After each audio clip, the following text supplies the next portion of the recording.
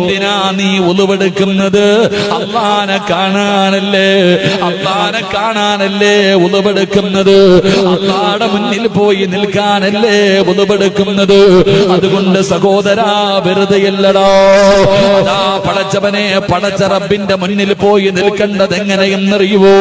നിന്റെ ഉമ്മ പ്രസവിച്ചിട്ടതുപോലെ സർവ്വ പാപങ്ങളും കഴുകിക്കളഞ്ഞിട്ട് വേണം അല്ലാഹുവിന്റെ പള്ളിയിൽ നമസ്കരിക്കാൻ വരുമ്പോ പൈപ്പിന്റെ ചുവട്ടിലിരുന്ന് എന്നിട്ട് ജീവിതത്തിൽ ആ നിമിഷം വരെ ചെയ്തു പോയ പാപങ്ങൾ മുഴുവനും കഴുകി ശുദ്ധമാക്കണം.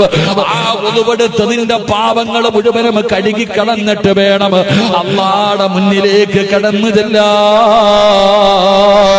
പടച്ചറപ്പേ, നിസ്കാരമെന്ന് പറഞ്ഞാല് മുനാജാത്താണല്ലോ, അല്ലാഹുവിനോടുള്ള സംഭാഷണമാണല്ലോ. അതുകൊണ്ടല്ലേ മുത്തുനബി പറഞ്ഞത്, മോനെ നീ അല്ലാഹുവിനെ കാണുന്നില്ലെങ്കിലും അല്ലാഹു നിന്നെ കാണുന്നുണ്ടടാ ചെറുപ്പക്കാരോ.